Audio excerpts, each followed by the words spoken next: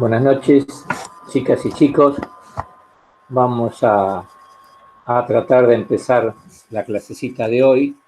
Como siempre, les pregunto si ven el archivo que estoy presentando, si me escuchan bien y si ven el cursor. 3 preguntas como siempre. Buenas. Perfecto. El cursor se ve hoy, esta vez se ve. ¿Ahí no lo ves? No, sí se ve. Ah, entendí que no, bueno, sí. Sí, profe, buen día, buenas tardes. Sí, se ve el cursor. Se ve el cursor, el archivo que está en la pantalla y me escuchan bien, eso está bien, ¿no? Sí, todo perfecto. Bueno, entonces vamos a arrancar. Yo les mandé hace un rato, lo siempre elegí un poquitito más y siempre le cambio alguna cosa.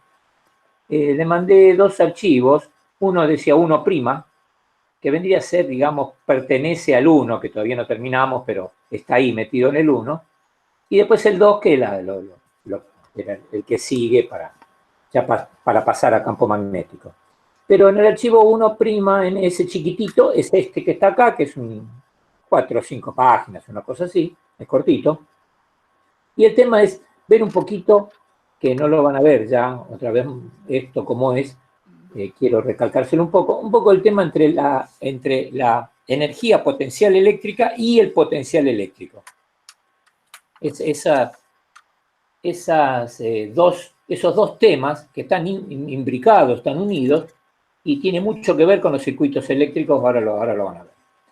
Por empezar, vuelvo a recordarles que estamos todavía en campo electrostático. El campo electrostático es conservativo, al igual que el campo gravitatorio, si quieren tener otro ejemplo. Es muy igual en cuanto a su formato matemático.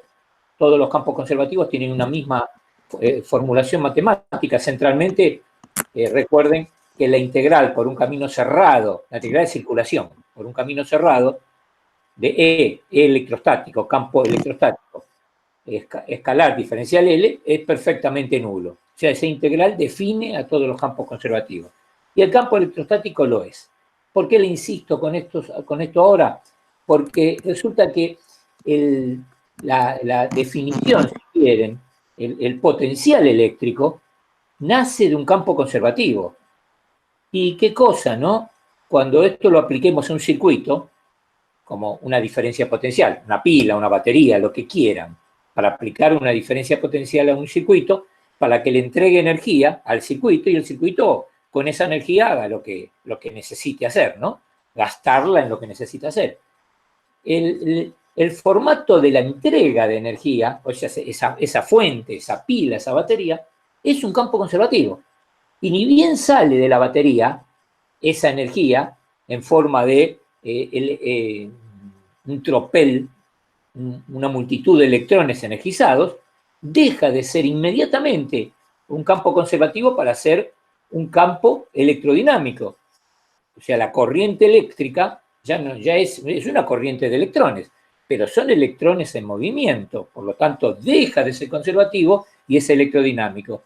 O sea que en los circuitos eléctricos que nosotros manejamos como electrónicos convive el campo conservativo en la fuente.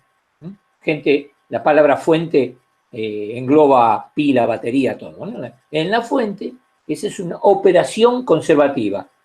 Salen de la fuente energizados, chau, ahí se quedó sin conservación y pasa a electrodinámica, que no es conservativo, es un campo disipativo, que dentro de un ratito algo vamos a ver.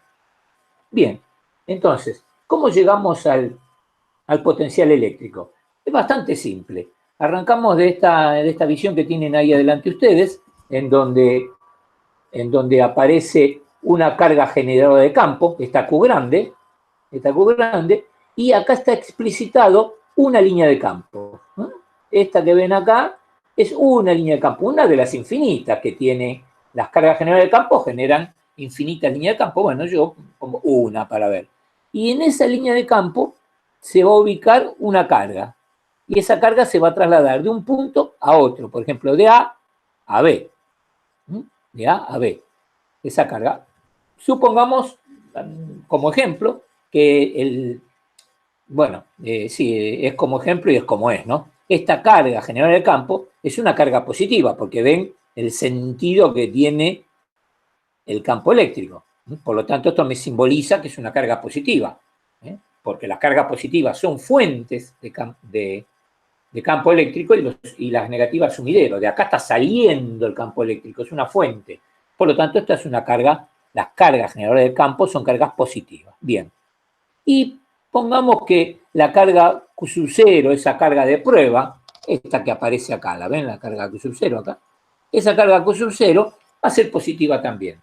Por lo tanto, para ir del punto A al punto B, no hace falta que yo haga un trabajo. O sea, un agente exterior, yo, haga un trabajo. No. ¿Por qué? Porque como esta Q es positiva y Q sub 0 positiva, el campo mismo, por repulsión, la va a llevar de A hasta B. O sea, el que hace el trabajo es el campo, no yo, no el agente externo. Perfecto. Analicemos el trabajo. El trabajo de la fuerza eléctrica, la ven acá, para ir de A a B es la integral entre A y B de F diferencial L. Bien. Acá hay una pequeña, miren, acá le puse diferencial R y acá le puse diferencial L. Bueno, ¿lo ven, chicos? Acá puse diferencial L y acá diferencial R. Bueno, acá está. ¿Y F cómo lo puedo poner? ¿Se acuerdan que fuerza eléctrica era Q por E? Q0 por E en este caso. Bueno, entonces acá está. F es Q0 por E. Q0 es una constante, no va a cambiar. Es la carga es el valor de la carga de prueba. Sale fuera de integral. Por lo tanto, me queda la Q0 por la integral de AB de diferencial L. Bueno, acá me apareció esta expresión de diferencial L. Desde A hasta B. Este E diferencial L no es cero, porque era cero cuando la integral era de circulación por un camino cerrado. Acá voy de A a B, no es cero. Bueno, bien, entonces, ¿a qué era igual el campo eléctrico generado por una carga puntual? Era la ley de Coulomb, ¿no? Era K por Q sobre R cuadrado. Bueno, acá puse Q sobre 4 pi epsilon 0, eso es K por Q. Por 1 sobre R cuadrado, acá lo tiene, diferencial R, bueno, acá está el producto escalar, ¿y qué pasa? Bueno, Q es una constante, se fuera integral, 4 pi epsilon 0 es una constante, lo único que me queda es la integral entre A y B, o RA y RB, de diferencial R sobre R cuadrado. Bueno, es Q por Q0 sobre 4 pi, y esa integral es menos 1 sobre R, entre A y RB. Bueno, y acá tienen. Este es el trabajo de esta simple integralcita, ¿no? El trabajo para ir de A a B, un segundito, que quería mirar una cosita, un segundito.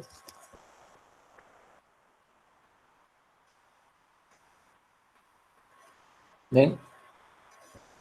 Había uno de ustedes atrás, se me ocurrió mirar y estaba ahí pidiendo admisión. Por eso les decía, por favor, que pidan admisión antes de las 7, porque después no lo veo. Queda el archivo adelante y no lo veo. Bueno, ya está. Bien, ¿dónde estaba? Ya me perdí, acá. Estaba acá. Bueno, esta integral es el trabajo de ir de A a B de la fuerza eléctrica, acá está.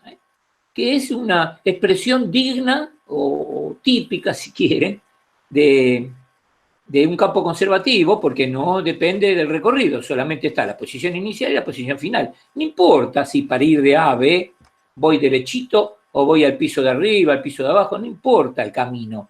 Cuando se hace la resultante de la sumatoria de todo el proceso del camino, en los campos conservativos, todo lo que yo actúo contra el campo, después me lo paga el campo de vuelta cuando vengo. Así que únicamente tiene que ver la posición inicial y final. No depende del camino y acá quedó.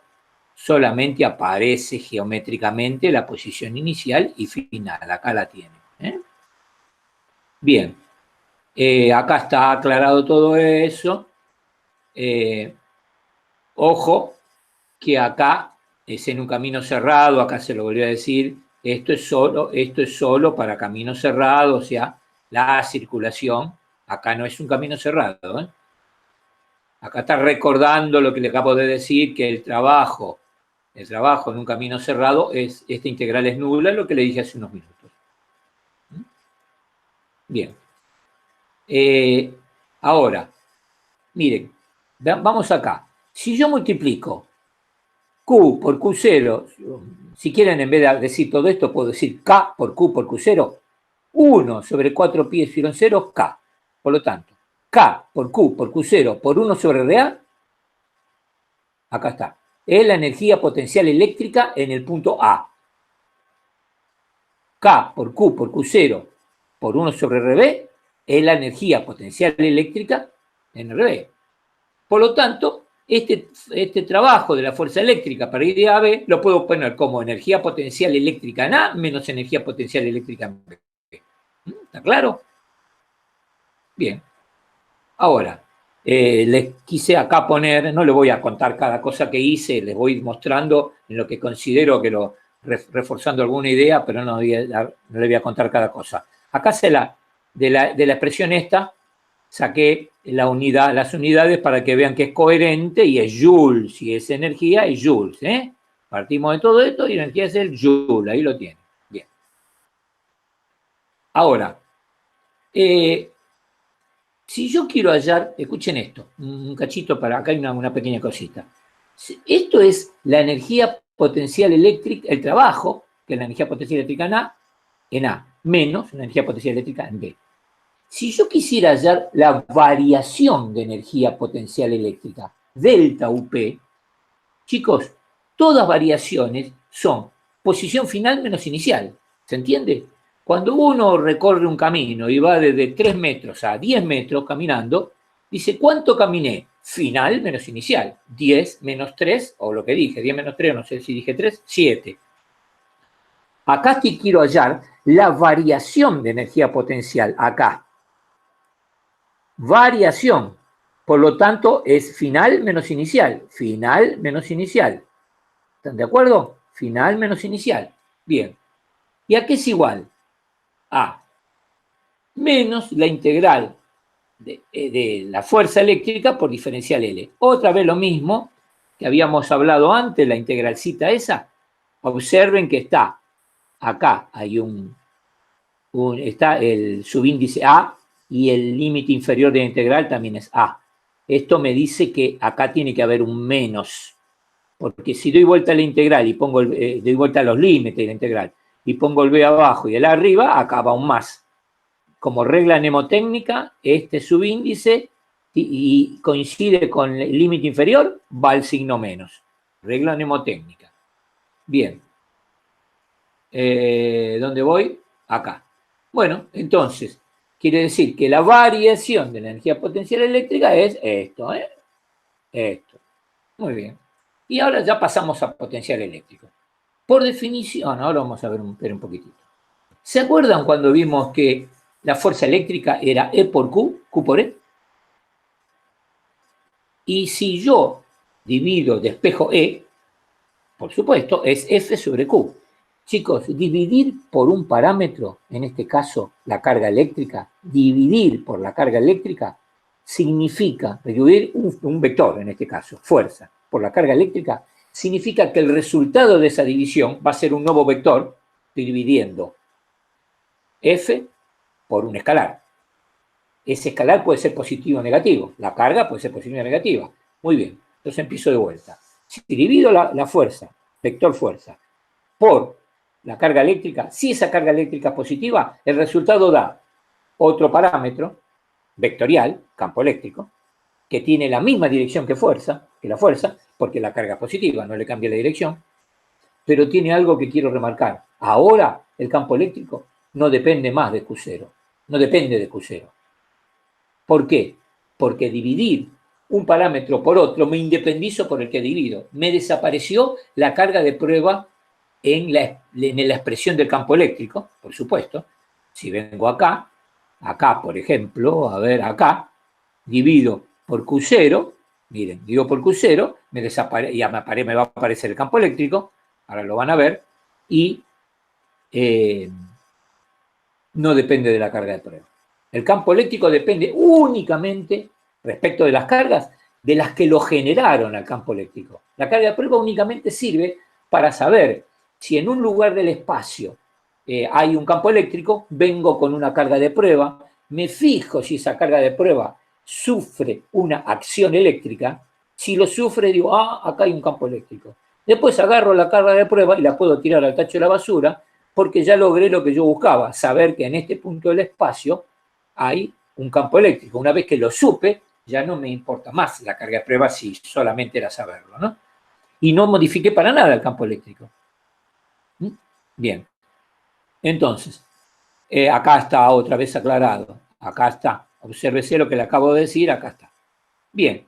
Ahora, ¿por qué le estoy diciendo esto acá, explicando esto acá, cuando van a ver que no lo voy a usar? ¿Por qué arranco con decir esto? Es para decirles que cuando divido un parámetro, lo divido por otro, el resultado de esa división es un nuevo valor escalar o vectorial, según esto sea un escalar o un vectorial, en este caso es un vector, un nuevo parámetro que puede ser escalar o vectorial, pero que no depende más de quién lo dividí. Muy bien. ¿Qué les parece si ahora divido la energía potencial eléctrica? Acá está, lo voy a poner acá para que lo vean. La energía potencial eléctrica, por ejemplo esta, lo divido por una de las cargas, la de prueba en particular. Paso la carga dividiendo acá. Como la energía potencial eléctrica es un escalar, y lo divido, por supuesto, por otro escalar, no se puede dividir por un vector, ¿eh? No, los vectores no se pueden dividir. Se multiplican, se suman y se restan, pero no se dividen. Bien. Entonces, ¿qué pasa si divido la energía potencial eléctrica por otro escalar acá, dividiendo? Bueno, va a haber algo que seguro es un escalar, porque energía potencial eléctrica es un escalar, entonces el resultado es un escalar, que no depende de la carga de prueba. ¿Y cómo se llama ese nuevo parámetro? Precisamente se lo llama potencial eléctrico. El potencial eléctrico es el cociente entre la energía potencial eléctrica y la carga de prueba. Entonces, ¿qué es? Numerador Joules, denominador Coulomb, y resultado Volt. Joules sobre Coulomb, el sistema internacional, es Volt. Si quieren, es K por Q sobre 4 pi epsilon 0, o si quieren, Q, perdón, digo de vuelta. Potenciales, Q sobre 4 pi epsilon 0, 1 sobre R. O saco 1 sobre 4 pi epsilon 0 y lo llamo K, por lo tanto el potencial debido a cargas puntuales, este potencial, es K por Q, 1 sobre R. Esta es la expresión del potencial debido a cargas puntuales. Y acá lo tienen.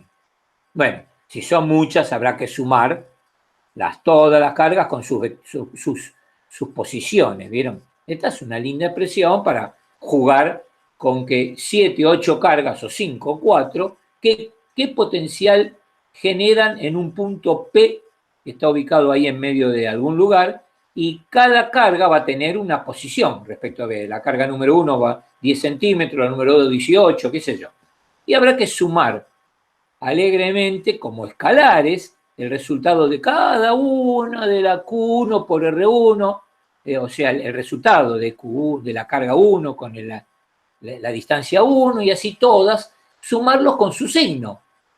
Porque si las cargas, estas cargas, Q1, Q2, Q3 y Q4, son positivas, algunas y negativas las otras, el potencial va a tener el valor, el potencial puntualmente va a tener el valor que fuera con el signo que le corresponde a la carga que la generó. Por lo tanto, si tengo 5 cargas, tendré, qué sé yo, 3 positivas y 2 negativas. Las 3 positivas van con signo positivo y las 2 negativas con signo negativo, pero hay que ver qué valor tiene cada una. Después las sumo todas y si me da más 18 volt, quiere decir que le ganaron la positiva, y si da menos 22 volt, quiere decir que le ganaron la negativa.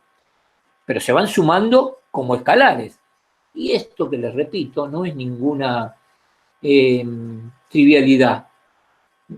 Muchachos, si nosotros tuviéramos que trabajar en cualquier circuito con vectores, sería un despelote tan grande que nos duraríamos media hora y nos hubiéramos ido a otro lado. En cambio, trabajar con tensiones y corrientes, en vez de trabajar con campo eléctrico y campo magnético, que son dos vectores, simplifica las cosas, pero infernalmente. Dos escalares. Tensión es lo mismo que decir diferencia potencial, ¿no? En castellano, tensión es diferencia potencial. Muchos le dicen voltaje, que es una traducción muy feona del yanqui, del inglés. Bien, Entonces, si acá hay una cantidad de cargas, digamos, diseminadas, y tendré que usar una integral. No voy a hacer, tengo 7 millones de cargas dispuestas en una geometría tal, no voy a hacer 7 millones de sumas y restas, y ya sabrán que cuando la sumatoria tiende a infinito, de hacer puntualmente una por una, se pasa a una integral con una expresión que irá integrando acá como corresponde.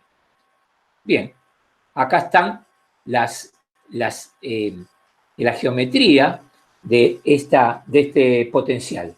Si las cargas son positivas, tengo una hipérbola significa que se va a acercar. Es 1 sobre R, muchachos.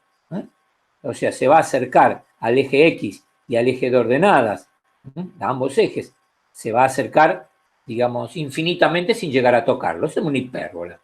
Y si la carga fuera negativa, o digamos el contenido total es negativo, bueno, ese es la gráfica geométrica del potencial eléctrico. Bien. Acuérdense que debido a cargas, el campo eléctrico caía como 1 sobre R cuadrado. K por Q sobre R cuadrado, ¿se acuerdan? Por acá está, ¿no? Por algún lado está.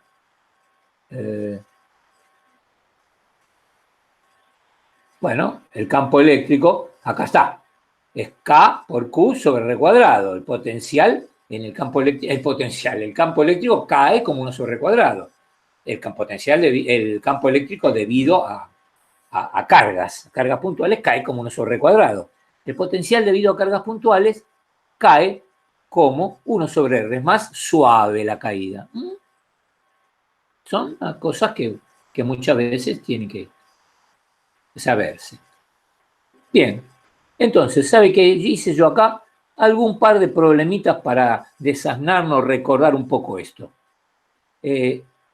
Supongamos que, bueno, todavía no llegué, ¿no? No, todavía no llegué. No, te estaba diciendo. Pero esto está como ejemplo, porque quiero hablar de la diferencia de potencial, chicos. Esto quiero hablar. Esto es muy importante. Miren, yo le tengo que demostrar a ustedes que el potencial eléctrico no existe como un valor absoluto. No existe esto, lo que le voy a decir. ¿Cuál es el valor del potencial eléctrico en un punto del espacio? Nosotros vamos a utilizar esta expresión con alguna previsión que se las voy a contar. En la pura realidad, esta expresión que yo les dije, ¿cuál es el valor el potencial eléctrico en el punto del espacio de coordenadas tal, qué sé yo, que fuera? Está mal. ¿Por qué? Porque no existe el potencial eléctrico de valor absoluto de un punto. ¿Y cómo se lo demuestro? Muy fácil. Para demostrarle muy fácil, voy a pasar medio minuto, 1 minuto, 2 minutos a el tema gravitatorio. Supongamos que están ustedes ahí en su casa y quieren levantar un cuerpo y apoyarlo sobre la mesa. No sé si esto lo hice ya con ustedes cuando vimos esto en la primera clase. ¿Alguien me lo puede decir si hice esto? Creo que no, ¿no? Chicos. No. No, bueno, perfecto. Tenía miedo de volver a decir lo mismo. Pero es 2 minutos. Supongamos que yo levante un cuerpo del piso y lo apoyo en la mesa. ¿Qué trabajo hice? Digo, bueno, el trabajo es m por g por h, el valor de la masa del objeto por g por h por la altura. Pongamos, qué sé yo, 100 joules. Bueno, ahora digo, quiero bajar esto que subí hasta acá. El objeto lo quiero bajar. Bueno, no hace falta que lo baje yo. No hace falta porque lo largo y se cae solo por la acción gravitatoria, ¿no? Digamos, definición clara de un campo conservativo. Te devuelve el trabajo realizado. Pero yo voy a esto. ¿Por qué cuando hice m por g por h tomé 1 metro? Y yo le digo, miren chicos, ¿por qué 1 metro? Yo estoy en el primer piso. Ah, bueno, está bien. Entonces ponemos hasta la planta baja. 4 metros. M por g por h, 4 metros. Y otro dice, no, pero pará, yo tengo un subsuelo en casa. Y bueno, entonces pongámosle 8 metros. Y otro dice, ¿y por qué no puedo hacer un pozo en el subsuelo? Entonces la pregunta concreta es, ¿cuál es la referencia real para hablar de energía potencial eléctrica? M por G por H. ¿Cuál es? No existe. el valor de energía potencial eléctrica y gravitatoria, que son las dos muy iguales, porque son conservativos, no existen, porque no existe una referencia única. Lo que pasa es que para un problema dado, por ejemplo, levantar el cuerpo del suelo, yo estoy seguro que este cuerpo no va a perforar el piso y va a caer, no. Por lo tanto, le llamo cero al potencial eléctrico, al potencial gravitatorio en el piso donde estoy parado y se acabó. Y estoy de acuerdo. Por eso hacemos una convención. Cuando hallamos la energía potencial gravitatoria de un péndulo, tomamos como límite inferior el valor mínimo de altura que va el péndulo, pensando que no se va a cortar el cable que pende el péndulo, sabiendo que no, es nuestro problema, y tomamos como cero ese y se acabó. Siempre son referencias. No existe la energía potencial gravitatoria nula y eléctrica tampoco. Paso a eléctrica. La eléctrica se empasta un poco, se complica un poquito, pero un poquito nada más. Primero, vamos a tener que admitir que para cargas puntuales que están ubicadas finitamente quiere decir que mis cargas puntuales no llegan al infinito. Están finitas. Pueden estar a 1 kilómetro, es una locura, nada va a estar a 1 kilómetro, ¿no? Puede estar cerquita o largo, lo que quieran, pero al infinito no. Bueno, para cargas puntuales ubicadas finitamente, voy a tomar como referencia el infinito, porque yo sé que ahí la energía potencial y por ende el potencial va a ser cero. ¿Por qué? Porque la expresión me lo muestra. Fíjense, si yo hago tender R a infinito, el potencial es cero. Y también es cero la energía potencial. ¿Y el campo eléctrico también? Y es lo que ahora vamos a ver. No, sí, por supuesto que también. Pero con el campo eléctrico no teníamos tanto problema. Miren, ¿lo ven que estoy dividiendo acá? Estoy siempre abajo, tengo el R. Miren el trabajo, que es energía potencial, al fin y al cabo. Es 1 sobre R. Por lo tanto, admito, ahora te contesto, no sé qué dijiste, pero ahora te pregunto. Ya les digo, admito que tanto la energía potencial eléctrica, joules, como el potencial eléctrico, volt, son nulos en el infinito, siempre y cuando mis cargas no lleguen hasta el infinito. Porque si yo digo, por ejemplo, un piolín, un alambre, un conductor, llega al infinito y está cargado con un lambda y llega al infinito, y ya soné. Ahí no puedo decir que el infinito es cero, porque mis cargas llegan al infinito. Por lo tanto, tendré que postular un valor para tomarlo de referencia, porque no puedo decir que el potencial es cero. Entonces digo, bueno, el potencial de este punto que está a 3 metros vale 18. ¿Y por qué vale 18? Porque admito que las cargas que lo generaron están finitamente ubicadas, por lo tanto vale 18 respecto al infinito, que ya lo tomamos como cero. Entonces, ¿para qué lo voy a poner? Es potencial en P menos potencial en infinito. El potencial en infinito es cero y se acabó. Si no, siempre es una referencia finita. Por ejemplo, los 220 volts que tiene el borne de su casa, se dice, yo tengo una tensión de 220 volts. Claro, es de un borne respecto del otro, que uno lo tomo como cero, que se toma la Tierra como potencial cero, ¿no? 220 volts es respecto de Tierra. Pero ¿por qué no ponen el borne del tester en el activo, en el que tiene tensión, y lo ponen contra la puerta, contra cualquier otro lugar? No toquen a nadie, ¿eh? Contra cualquier otro dispositivo o un mueble. ¿Cuál es la diferencia potencial? Y nada, porque esos 220 volts están referidos a cero de Tierra. ¿Se entendió?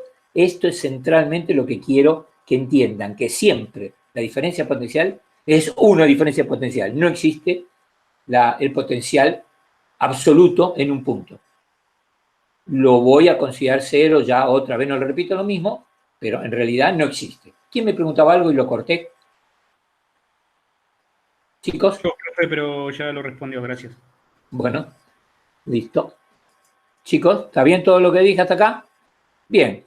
Entonces, acá aparece la expresión del potencial, esta se usa mucho. Fíjense, acá está puesta, no me acuerdo dónde se cae, acá está puesto este V sub B, el que está cerquita del signo igual, y acá está el límite inferior, es A, por lo tanto acá está el más. Por eso no está el menos. Porque es B sub B acá, y acá está el A. Bien. Bien, y acá está la expresión, cómo se escribe, ¿no? En vez de poner B sub A menos B sub B, lo ponen B A B, simplemente para ponerlo más cómodo, más corto, nada más. Y acá hay un ejemplito, chiquito. Supóngase que un campo eléctrico uniforme, y yo voy a hallar la diferencia potencial entre dos puntos, el A y el B. Entonces hago B sub B menos B sub A. Por ejemplo, B sub B menos B sub A. Si pongo el A acá abajo, acá pongo el menos, y hago E por diferencial L. Pero E es uniforme, porque acá lo dice. E es uniforme, por lo tanto sale fuera integral. La integral de diferencial L es AB, que lo llamé D. Es la distancia AB. Ah, no, acá está. Es la distancia D. Acá está. Y bueno, acá aparece con un signo menos. Y significan que la línea de campo, como creo que lo deben de saber, apuntan en la dirección opuesta que apunta el potencial. Acá lo tienen. Eso es el entendimiento de potencial campo de este signito. Bien, y esto era lo que quería, que tardé una media horita, pensé que iba a tardar menos, pero lo que quería que tengan en claro sobre el potencial eléctrico, que seguro no lo van a ver más, y es bueno entender que las fuentes son un proceso electrostático. Miren que para hallar este potencial eléctrico, no salí de electrostática. Para nada. No salí de electrostática. Acá tengo las cargas. Yo hago un camino, acá está, para ir de A a B. Voy acá y hasta acá, voy caminando. Considero la posición en A, la posición en B, electrostática. Chicos, si hay alguna pregunta, si no paso a electrodinámica, que está en el otro apunte. Tengo que cerrar y abrir. ¿Les pareció más o menos claro, chicos? Sí, buenísimo. Sí. Cierro acá, cierro este archivo y voy al otro y lo tengo que mostrar en la pantalla. Para eso tengo que... En el video que hizo Andrés lo menciona, pero está bueno refrescarlo. Bueno, y un poco, esto hace que un poco nos repitamos, ¿vio? Porque con Andrés nosotros damos clase, Andrés viene a dar una cosa, pero yo estoy ahí, veo lo que da, o por lo menos, si no llego a estarme, pero acá sí, yo empotrado a 400 kilómetros de distancia. No sé si a ustedes les dije que no estoy en Buenos Aires. ¿Se lo dije alguna vez? No.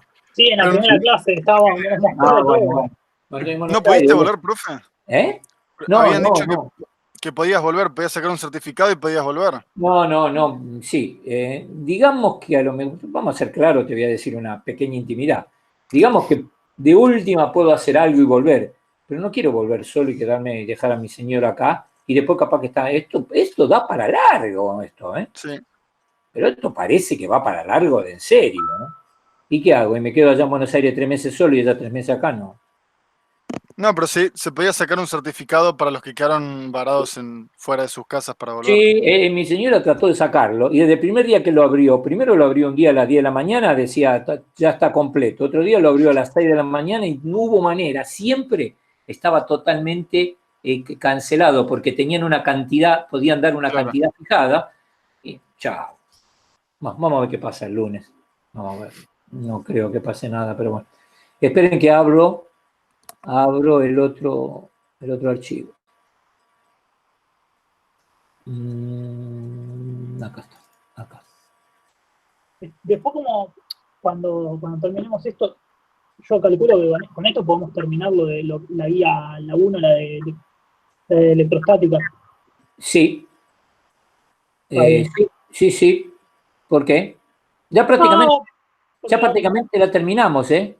Claro, porque me parece, yo hice hasta la 10, el ejercicio 10, y me parece que todo esto nos hace falta. Yo te pediría, para desahogarme un poco yo, mira, mientras lo abro te cuento. Mientras hablo te cuento. Yo estoy dando clases no solamente acá. O sea, tengo 11 cursos este año, que son todos anuales. 11 cursos antes que son Física 2 y esto. Física 2 y esta, pero en el ITBA tengo 4 cursos de Física 3. Todo para mí me resulta un despelote padre, porque yo no tengo apuntes de todo, nadie tiene apuntes de todo, y aún más, los apuntes que uno puede tener cuando uno va haciendo la materia y para tener un orden, hacer un apunte, no son los que sirven para mostrarle a ustedes, porque son apuntes indicativos de una cosa. Acá hay que mostrar algo con la explicación abajo. O sea, el potencial eléctrico, lo que yo les conté, está ahí escrito, no solamente puesto el texto en un renglón y las expresiones abajo. Por lo tanto, estoy realmente trabajando como si en vez de tener 11 cursos tendría 20. Es la pura verdad.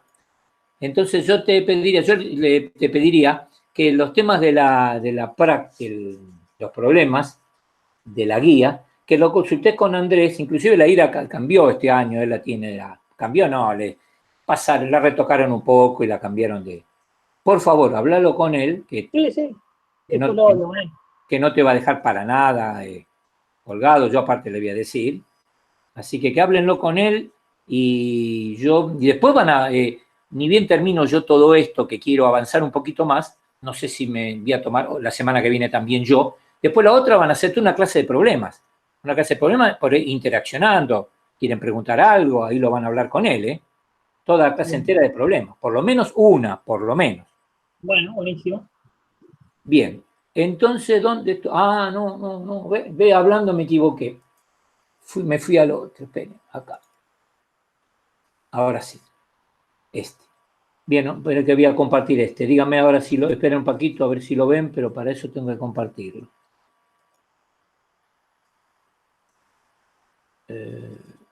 Acá está. ¿Lo ven? ¿Chicos? Todavía no. Ahora está cargando. Ahí está cargando. Bueno, perfecto. Ahora entonces, sí. Bueno, sí, tarda unos segundos en cargarse. Sí. Bien, vamos acá abajo, porque si no me equivoco, lo último que vimos en la clase pasada era esto, ¿no? Lo último que vimos en la clase pasada era esto. Acá, chicos. Este era el último tema que vimos en la clase pasada. Estos problemitas que había, ¿se acuerdan? Chicos, chicas. Sí. Esto, o sea, para tenerlo claro, esto es lo que vimos en teoría la clase esto, ¿se acuerdan? Sí. Bien. Entonces, digamos que acá estaría prácticamente terminado la parte de electrostática. Entonces, ahora me quedé pensando si a lo mejor la clase que viene no lo pueden hacer de problema. Después hablo con Andrés y le respondo. Conclusión. Falta este temita corto, que son unas 6, 7 páginas, 8 páginas probablemente, que es electrodinámica, salimos de electrostática. Ahora hacemos que las cargas ya no están más en reposo. Al salir de electrostática, ¿saben por qué? Porque tengo que terminar de darle los temas para tener las ecuaciones de Maxwell. Y entonces me faltan ecuaciones de Maxwell todavía. En electrodinámica me va a aparecer alguna, que todavía me falta. Por lo tanto, lo voy a hacer rápido. Ustedes vieron algo de esto. Les voy a remarcar algunas ideas. Y es la idea central de arranque, es que ahora las cargas eléctricas cuando se mueven ya no conforman más un campo conservativo. O sea, es un campo disipativo, no es conservativo. Por suerte, porque de los campos conservativos no se puede sacar trabajo útil. Por lo tanto, no existe el motor electrostático. Alguien me dirá, pero bueno, momentito, yo fui a la ferretería y compré un motor eléctrico. Y yo le diré, sí, tenés razón. Lo que pasa es que ese motor eléctrico se tendría que llamar motor electrodinámico, como mínimo. En realidad se tendría que llamar motor electrodinámico magnético. Pero bueno, si van a la ferretería y le dicen dame un motor electrodinámico magnético, a lo mejor llama a la policía el ferretero, ¿no? Entonces, llamémosle motor eléctrico. Pero por lo menos es electrodinámico. Entonces, vamos a ver las consideraciones generales. La idea del tema eléctrico, electrodinámico, es movilizar a los electrones. Y yo quiero darle la primera idea. Cuando yo estoy en electrostática, les confirmé muchas veces, y cuando vieron Física 2 ustedes también se lo habrán confirmado, que dentro de un cuerpo conductor, en electrostática, dentro de un cuerpo conductor no puede haber campo eléctrico, ni cargas eléctricas.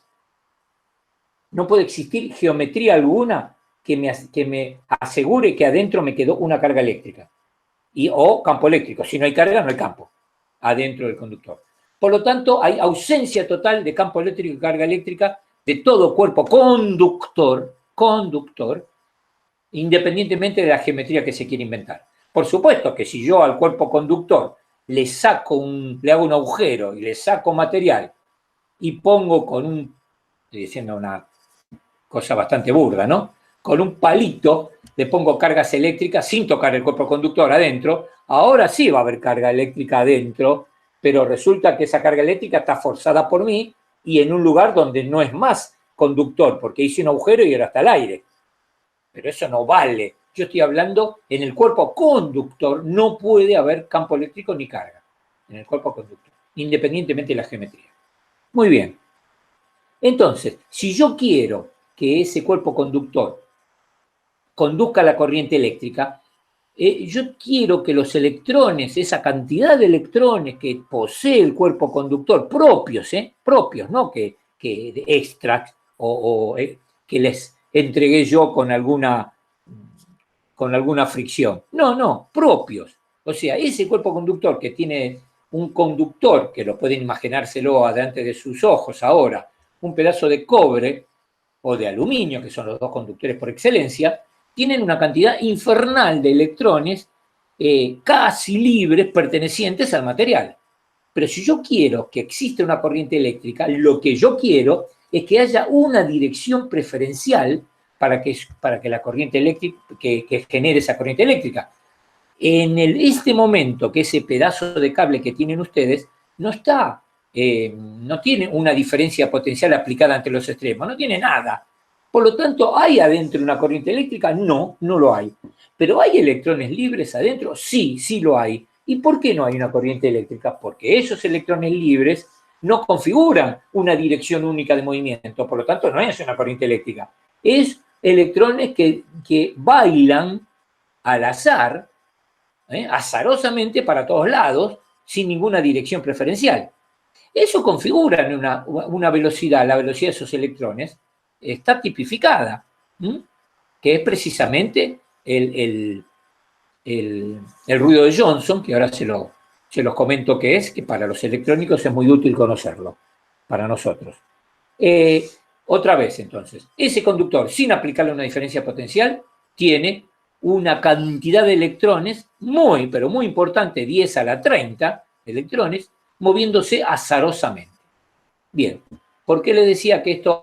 Y que esa velocidad, acá lo van a encontrar también, yo se lo estoy relatando, es alrededor de unos 10 a la 5 metros por segundo. O sea, se mueven bastante ágilmente. ¿Quién se dio cuenta de esto? En la década del 60, no hace tantos años, un descubrimiento bastante, dentro de todo, hará unos 50 años más o menos, un poco más. En la década del 60 estaban tratando de generar un radarcito, hacer una empresa que se llama, todavía existe, que es ITT en Estados Unidos, y cuyo jefe del grupo ese era un tal Johnson. Y querían que tenga la mayor sensibilidad posible el detector. Pero habían encontrado que no podían bajar un valor de sensibilidad, tenían unos sensores muy buenos para la época, y se dieron cuenta que había un valor de sensibilidad que no lo podían superar. ¿Qué es la sensibilidad, chicos? La sensibilidad es el mínimo valor de un parámetro que puede detectar un dispositivo. Por ejemplo, uno tiene un tester. ¿Cuál es la sensibilidad del tester? Y pongamos, ¿qué quiere medir? Y volt. Bueno, este tester mide como mínimo 1 microvolt. Bueno, esa es la sensibilidad. Hasta un microvolt, si yo quiero medir nanovolt, no puedo. Bueno, ellos querían medir la sensibilidad de ese dispositivo que estaban tratando de hacer y no podían bajar de un valor. Y ellos se dieron cuenta que lo que los estaba arruinando la vida era el ruido que se llamó después, sacaron el premio Nobel, el ruido de Johnson, que es el choque de todas esas átomos que están a la temperatura, porque estaba a la temperatura ambiente. A la temperatura ambiente chocaba, el choque de los electrones contra los átomos genera un ruido intrínseco que es el ruido de Johnson. Se debe a esta acción. El ruido de Johnson. Si uno quiere bajar el ruido de Johnson, ahora se dieron cuenta, ya después de este premio Nobel, hay que bajar la temperatura, fundamentalmente. Porque se debe a la temperatura, se debe a la luz, se debe a los rayos cósmicos que entran a la Tierra, hay un montón de energía que hace que los electrones adentro del cobre, el aluminio, se muevan locamente. Pero fundamentalmente la temperatura. Tienen que darse cuenta que la temperatura ambiente es aproximadamente 300 Kelvin. Bueno, si alguien pasa alguna vez por, ¿cómo se llama la ciudad del quíntuple campeón mundial de automovilismo? ¿Cómo se llamaba? Fangio. ¿Cuál es la ciudad de Fangio? Balcarce. ¿Cuál es? Balcarce. Balcarce, exacto. Si alguien pasa por Balcarce, va a ver una infernal parábola con antena, porque era la primera antena que se hizo en Argentina, que daba para todo el país, es una antena infernal, una parábola, se ve desde la ruta, y si se acercan y con un poco y lo dejan subir a alguien, porque ahí lo tienen que dejar subir, van a encontrar que el detector está en helio líquido. En helio líquido. Para bajar la temperatura, para disminuir el ruido de Johnson.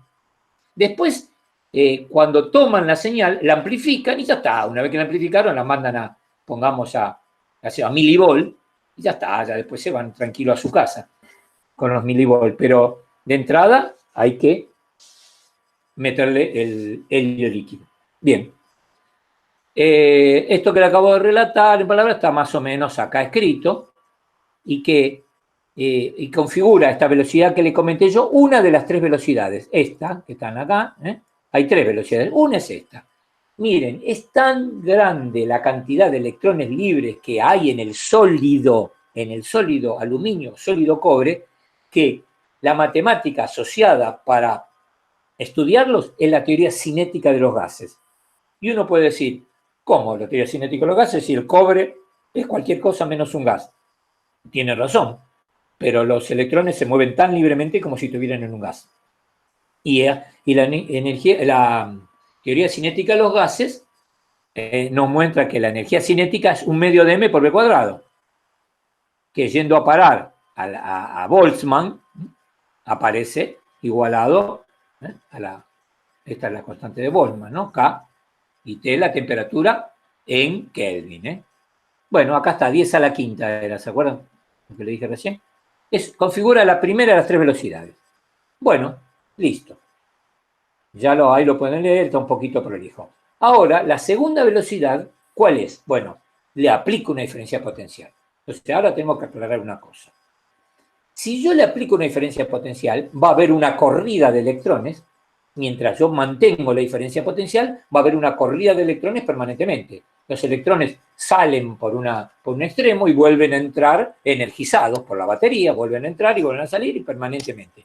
Para que eso se pueda realizar, o sea, que haya una corriente constante en el material conductor que estamos analizando, tiene que haber un campo eléctrico que le entregue la fuerza suficiente, F, Q por E, para que esos electrones se movilicen.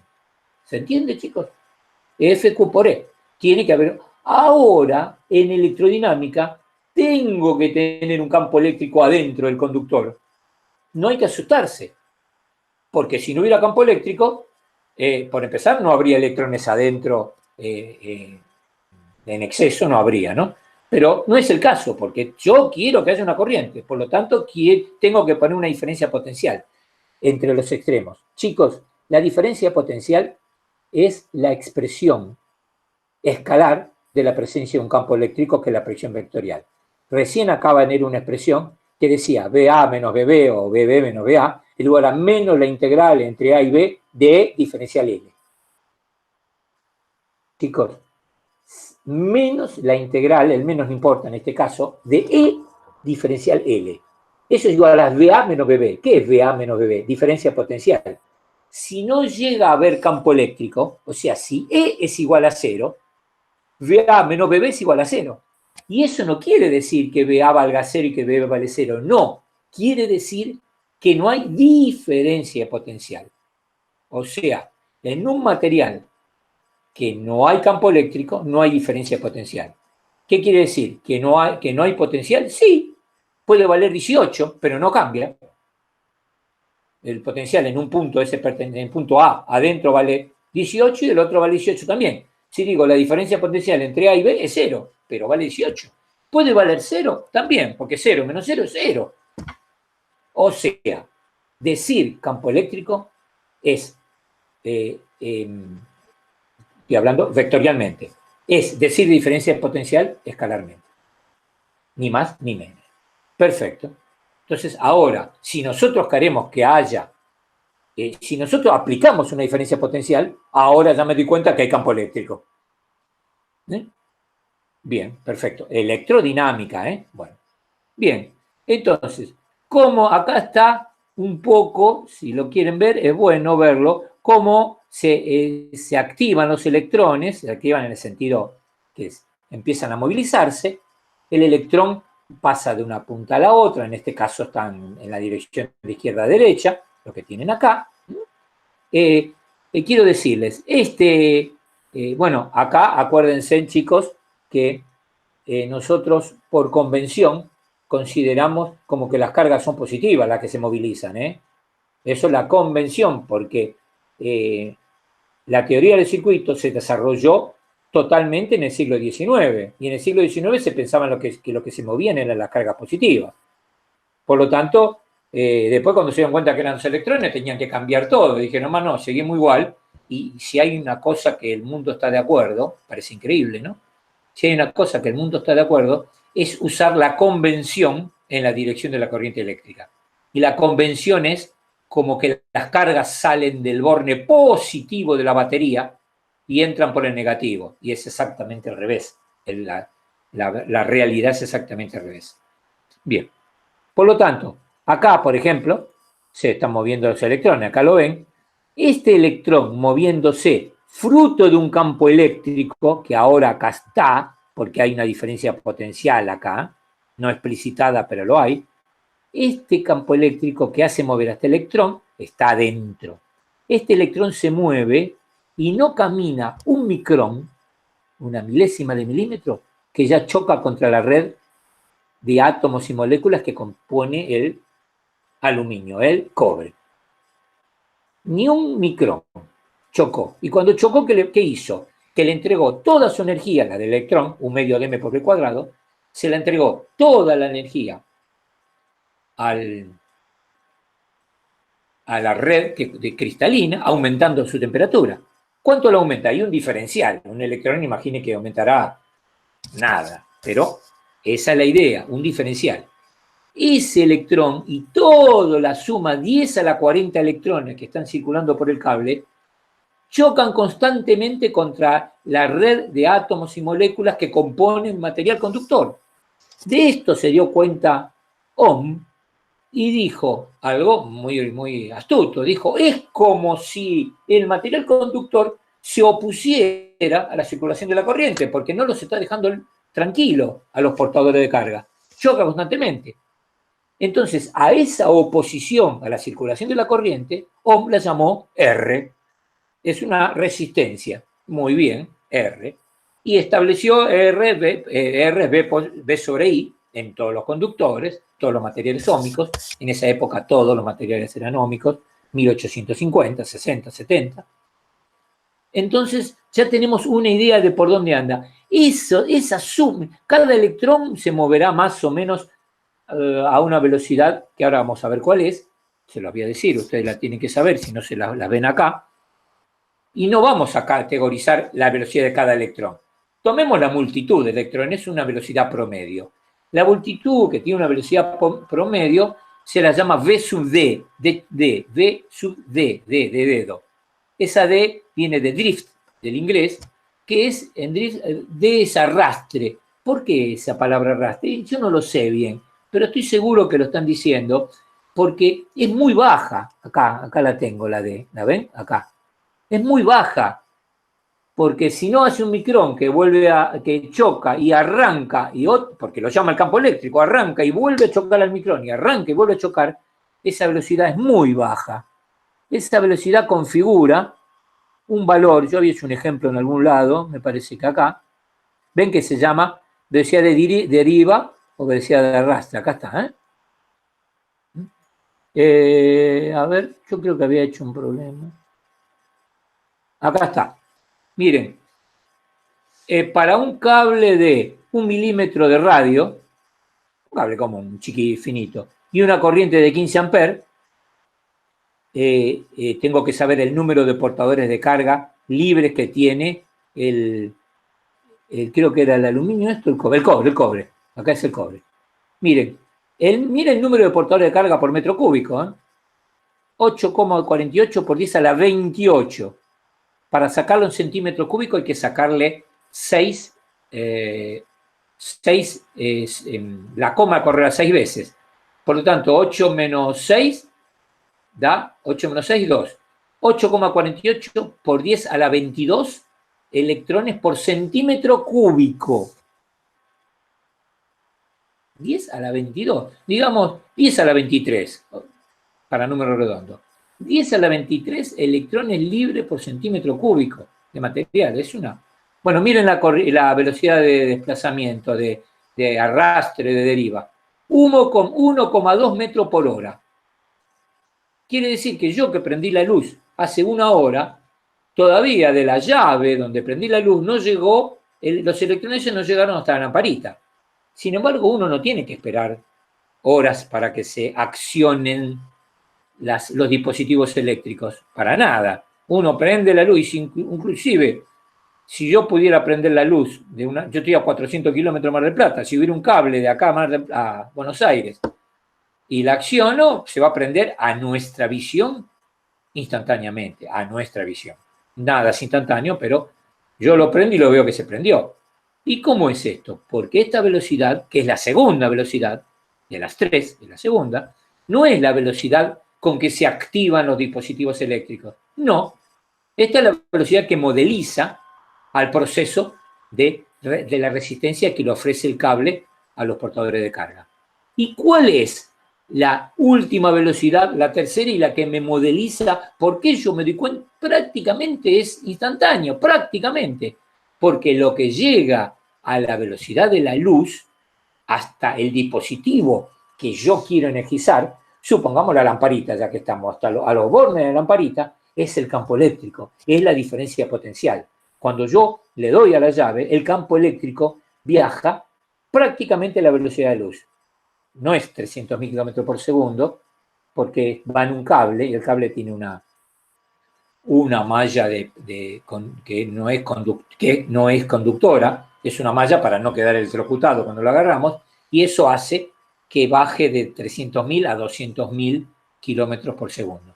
Bueno, 200.000 kilómetros por segundo, con el Fiat 600 no lo hemos logrado, es un número, ¿no? Por eso para nosotros nos parece instantáneo. La tercera velocidad es la velocidad del campo eléctrico, que nosotros circuitalmente la pensamos como la velocidad de la diferencia de potencial, que aparece sobre los bordes de la lámpara y se prende. ¿Se entendió, chicuelos? ¿Chicos? Sí, sí. ¿Hasta acá? Repita, no Sí. se ve. Sí, clarísimo. Sí, Sí, sí, perfecto. ¿Anda bien? Bueno. Acá es lo que no... Eso no se lo escribí. Le puse, ¿cómo se cuantifica la acción prácticamente inmediata de la energización? La respuesta es a la tercera velocidad. Y se ve que me fui a hacer algo y cuando volví pasé a energía y potencia, no lo puse. Pero ahí abajo tendría que dar una explicacioncita que prácticamente es la velocidad de la luz dado la cobertura del cable. Si los cables irían desnudos desde la fuente hasta donde está la lamparita, irían a 300.000 kilómetros por segundo. Chicos, bien. Serían en el vacío, más bien. En el vacío. Y la diferencia entre la velocidad de la luz al aire y al vacío es mínima, ¿eh? Es absolutamente mínima. La hay, pero es indetectable. Chicos. Sí, sí. Bueno, entonces, acá inmediatamente, para repasarlo, para tenerlo, pasamos de energía eléctrica a potencia eléctrica. Ustedes saben que la potencia es el latido con que se disipa la energía. O sea, cuando uno habla de energía, se le fue el término segundo. No está el tiempo por ningún lado. Joules no está el tiempo. Por ningún lado. En cambio, si yo quiero saber cómo se transfiere la energía y quiero saber en qué tiempo el latido de la transferencia de energía es la potencia, el watt. Watt es joule por segundo. Bien. Entonces, para ello, arrancamos con energía y le dividimos a la energía por delta T. Entonces, joule, hacemos P es U, energía, acá la tienen, U sobre delta T. Pero ustedes deben saber que ¿se acuerdan que vimos la definición de potencial? Que era Q sobre que era U sobre Q, ¿se acuerdan? Potencial eléctrico es energía potencial eléctrica dividido la carga. Bueno, de acá tomé la energía, es Q por B. ¿Está bien? Entonces la pongo acá. P es energía, Q por B sobre delta T. Potencia, watt, energía sobre delta T. Q por B sobre delta T. Q sobre delta T, ¿qué es? Q sobre delta T, la corriente eléctrica. Cantidad de carga que atraviesa una sección en la unidad de tiempo. Cantidad de carga que atraviesa una sección en unidad de tiempo. Q sobre delta T, corriente. Por lo tanto, potencias I por B. Perfecto. I por B lo hago. I por B es ampere por volt. Y empiezo Coulomb sobre segundo, que es ampere. Joule sobre Coulomb, que es potencial. Que es Joule sobre segundo, es watt. Correcto. B por I por B es potencia. Utilizando la ley de Ohm, reemplazando I o B alternativamente en la ley de Ohm, tengo esta expresión B cuadrado sobre R o esta otra I cuadrado sobre R, reemplazando B o I de la ley de Ohm. O sea, tengo dos formulitas de potencia activa. Watt, V cuadrado sobre R y I cuadrado sobre R. Esta, que se llama la ley de Joule, es mucho más visual que la ley de Ohm. ¿Saben por qué, chicos? Me vale la pena saberlo. ¿Por qué se usa mucho I cuadrado por R? Se usa tanto que ya al consumo se lo llama ¿cuánta corriente consume este dispositivo que compraste? Ya casi en la jerga se le dice más eso que decir cuánta potencia, cuánto va a ser la corriente. ¿Por qué? Porque normalmente en el 99% de los casos la tensión es una constante, la diferencia potencial es una constante. Si es la energía domiciliaria, 220 volts.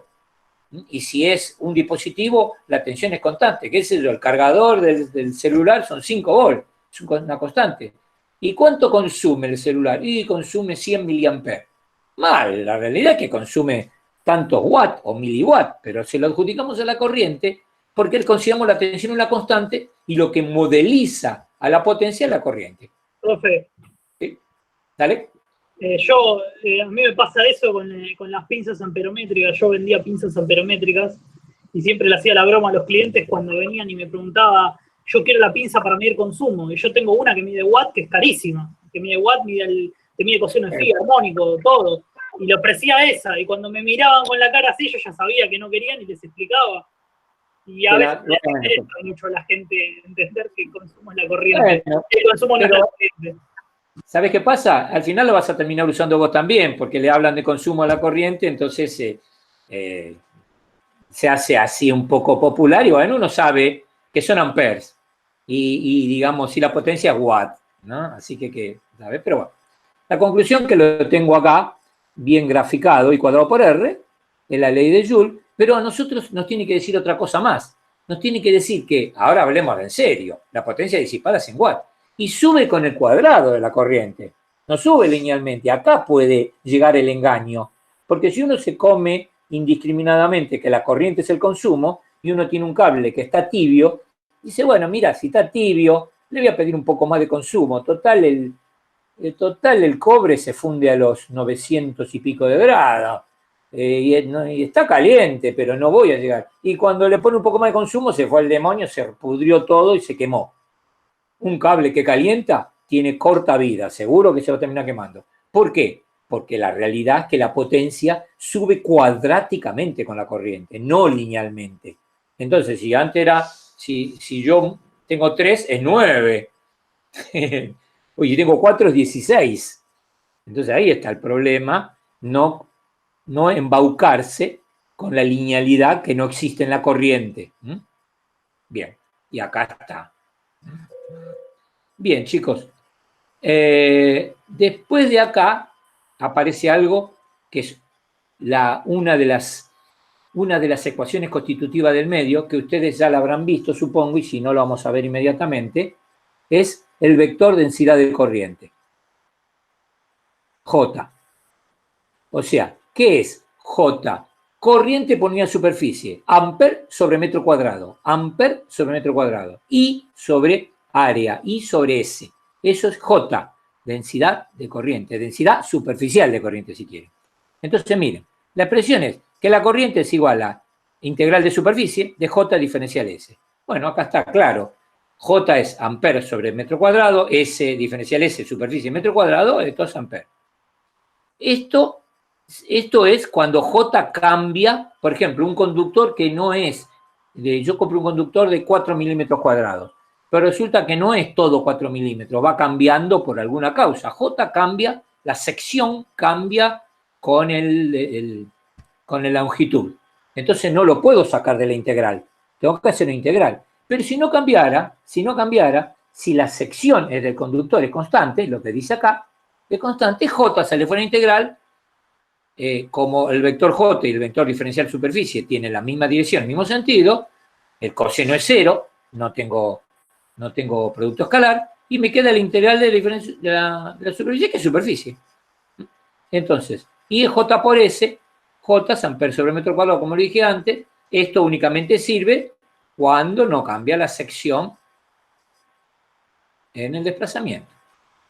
Bien, ahora, les voy a decir, J es proporcional a la corriente. No hay ninguna duda. Para una sección dada, J es proporcional a la corriente. Pero por la ley de Ohm, la corriente es proporcional a la diferencia potencial. Y es proporcional a V, a la diferencia potencial. ¿Cuál es la constante proporcional? R. O sea, I es proporcional a V. Pero V no era la expresión delta V, si quieren, diferencia potencial, no es la expresión circuital de la presencia de un campo eléctrico. Por lo tanto, J es proporcional al campo eléctrico que generó esta J. ¿Entendieron? J es proporcional a la corriente es proporcional a la tensión. Y la tensión, la diferencia potencial, tensión es lo mismo, es proporcional al campo eléctrico. Si es proporcional al campo eléctrico, entre... ¿me pasé? No, acá. Entre la J y la E hay una constante que muestra la proporcionalidad. Acá está analizado matemáticamente, es muy simple también, acá lo tienen. J es proporcional a E. La constante de proporcionalidad que convierte esta proporción, J proporción E, es sigma. Sigma es una constante de proporcionalidad que conforma que convierte a la proporción en una ecuación. J es igual a sigma por E. Esta ecuación es una de las 3 ecuaciones, nosotros ya vimos una, ahora vemos otra, una de las 3 ecuaciones constitutivas del medio. Nosotros vimos que D es epsilon por E. D epsilon por E. Esa es la ecuación constitutiva del medio en cuanto al medio dieléctrico. D epsilon por E. Constituye, le da una constitución al medio en cuanto dieléctrico. Esta, J igual a sigma por E, siendo sigma la conductividad, es una ecuación constitutiva del medio en cuanto al medio conductor. Ya tenemos dos. Una en cuanto al medio dieléctrico y una en cuanto al medio conductor. Las dos son eléctricas. D, epsilon por E, J, sigma por E. Las dos son eléctricas, pero constituyen al medio, ambas. Nos falta una más que la va a dar el campo magnético, pero eso cuando pasemos. Acá la tiene. Bueno, acá está lo que le venía contando recién. Lo repetí porque me parece necesario. J, sigma por E.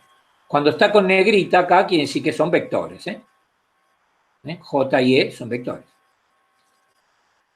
Bien, entonces, ¿cuál es la unidad de sigma? El Siemens. El Siemens es 1 sobre ohm. ¿Bien? Bien. 1 sobre ohm. Antes, en los libros viejos, al 1 sobre ohm, ¿sabe cómo le llamaban? ¿Alguien lo sabe? En los libros de hace mucho, de algún abuelo de ustedes. ¿Chicos? Sí, al revés Mo. de Ohm, ¿no era? Mo lo llamaban, Mo, ohm al revés. Mo. M-H-O. Mo con H. Está buenísimo. A mí me gusta más Mo que Siemens. Le llamaban Mo porque era la inversa de ohm. Entonces Mo. Está buenísimo, ¿no? Pues no van a decir que no está muy bueno. Bien. Terminamos esto y yo acá hice algunos problemitas, algunos no, un problemita que es que es para ver un poco el tema de, es chiquito, y ¿sabe qué? Él modeliza un poquito, a mí me gusta después de hacer un tema, aunque sea fácil o que sé yo, hacer un problema para verlo un poco. Este es una barra de cobre que tiene A 2 milímetros y B 2 por 8. Y el largo 2 metros, L 2 metros. Entonces, cálculo de R. No me dan. ¿Qué otro dato me dan? Me dan el ρ del Q, la resistividad del cobre. Es una resistividad baja, porque el cobre es un buen conductor. 10 a la menos 8 es baja. Bien, y me dan el número de electrones libres en el cobre, que ya lo habíamos visto recién, acá está. Entonces, me pide la resistencia de ese tramo de conductor. Y voy a la expresión de ρ por L sobre S, ustedes la conocen esta, ρ lo tiene, S lo tiene, y me da que el cobre, miren, tiene 2,2 miliohm por la resistencia de 2,2 miliohm, son 2 metros, que tiene más o menos 1 millón por metro, más o menos. Pero es un pedazo de barra de cobre de 2 milímetros por 8, ¿no? Pedazo. Imagínense que los cables que tienen en su casa tienen una resistencia de algunas centésimas de ohm por metro, 7, 8 centésimas de ohm por metro, o a veces una décima de ohm, algo así, por metro, es poco. Pero son cables de menos sección. La resistencia disminuye con la sección, está en el denominador la sección, ¿la ven? Bueno, ya llegué. Para tener una idea por dónde anda, acá tienen la resistencia. Ahora piden la corriente eléctrica. Bueno, dicen que la tensión es 5 milivolts. Ni sabía que estaba de dato la tensión. Me había olvidado. ¿Dónde está? A ver. Sí, acá está. Tiene una caída potencial, una tensión de 5 milivolts. Acá está. O sea, tiene aplicada entre los extremos una diferencia potencial 5 milivolts. Conclusión. La corriente es V sobre R. La ley de Ohm, 5 milivolts. Y esto, 2,26 amperes. Cálculo de J. J no cambia la sección, la corriente es siempre igual. Por lo tanto, J y sobre S, corriente por A por B, 1,41 por 10 a la quinta amperes por metro cuadrado. Quiere decir, ¿qué es esto de esta barbaridad? 141.000 amperes sería por metro. ¿Qué significa esto? Que si yo tuviera un cable de una sección de 1 metro cuadrado, podría llevar 141.000 amperes. Eso es. Serían 141.000 amperes. Bueno, cálculo del campo eléctrico. Bueno, fácil, porque J lo tengo, sigma no lo tengo, pero sigma es la inversa de J. Porque, perdón, sigma es la inversa de J. Sigma es la inversa de ρ. Me equivoqué. De ρ. Porque sigma es la conductividad y ρ es la resistividad. Por lo tanto, sigma es 1 sobre ρ. Entonces, ¿qué hago? Bueno, o pongo E es J sobre sigma, por lo tanto, E es ρ sobre sigma. Si es la inversa, acá está ρ sobre sigma. Fuck, acá está. Y esto es J. Así lo hallamos. ¿Está, chicos? Bien. Cálculo de la velocidad de desplazamiento. Esa famosa velocidad tan lentita que era la de choques, la velocidad de drift, acá está. J sobre N por E. Esto sale de la ecuación que está ahí arriba. Miren cuánto da. 10 micrones por segundo. ¿Digo bien? 10 micrones por segundo. Micrometros. Bien. Y esto hace que terminamos Una, profe, que me perdí. Cuando hace el cálculo de J, sí. ¿Cómo es que el sigma es igual a después a, ¿cómo se llama? ¿A ρ? No es igual. Miralo. Mirá, acá lo acabo de poner, perdóname, acá está. ¿Estás de acuerdo con que J es sigma por E? Y sí. que E, por lo tanto, es J sobre sigma. Acá no hay ninguna duda. Pero sí. Yo sigma no lo tengo. Tengo la inversa de sigma. Tengo ρ. Entonces lo reemplazo por ρ, porque acabo de decir que sigma es 1 sobre ρ. Ah, eso me perdí. No lo escuché. Es 1 sobre ρ o ρ 1 sobre sigma. Entonces acá lo tienen. Pasa al numerador y es el valor de ρ que lo tenía por J, que ya la vi que es por J. Porque acá estaba averiguando el campo eléctrico, estoy diciendo macana. Acá estaba averiguando el campo eléctrico. El campo eléctrico, acá sí, ya lo había hallado J. Esperen, volví para atrás y creo que los confundí. J ya lo había hallado, acá está J. J es corriente sobre sección. Ya lo tengo, J. ¿Cuánto vale? 1,41 por 10 a la quinta. Después me piden el campo eléctrico. Bueno, digo que J es sigma por E, despejo E. Como sigma no lo tengo, pongo la inversa, ρ, y hallo esto. Y me da que el campo eléctrico vale 2,5 por 10 a la menos 3 volt sobre metro. Es chiquito. Y es lógico que sea chico. Adentro de un conductor no hay campos eléctricos infernales. Son muy chicos. Porque para movilizar a los electrones no hace falta mucho campo eléctrico. Porque los electrones están prácticamente sueltos. Por lo tanto, salen volando hasta cualquier excitación. Por lo tanto, con un campo eléctrico pequeñísimo, milivolt por metro, alcanza. Chicos, bien, ¿entendieron? ¿Alguna pregunta más acá? Chicos, chicas, saco el archivo. No, está claro, está claro. ¿Saco? ¿Entendieron todo esto? Está bien decir que la densidad de corriente, o sea, ¿cuánta corriente puede circular por metro cuadrado? Ahí. No. Eso porque, escúchame, estamos en ingeniería y todo tiene una asociación con lo que estamos viendo y los números. ¿Qué cuerno significa 141.000 amperes por metro cuadrado? Porque esto es 141.000 amperes por metro cuadrado. Yo le quise mostrar qué significa la corriente que circularía por un metro cuadrado de sección. ¿Está de acuerdo? Sí. Porque eso es lo que quise decir. Que no va, que son unos cuantos amperes, no existe tal cosa.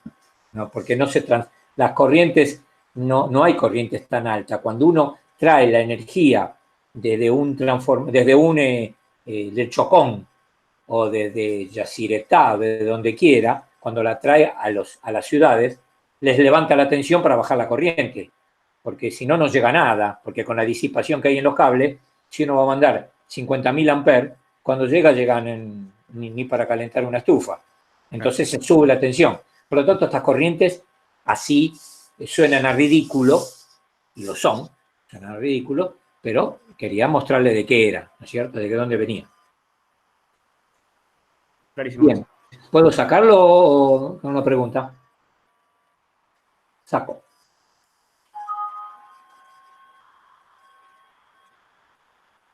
Ahora voy a mirar esto.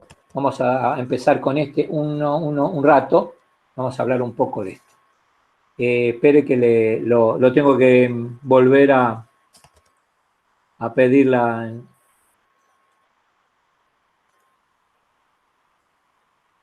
a pedirle. ¿Qué hice? Ahora sí.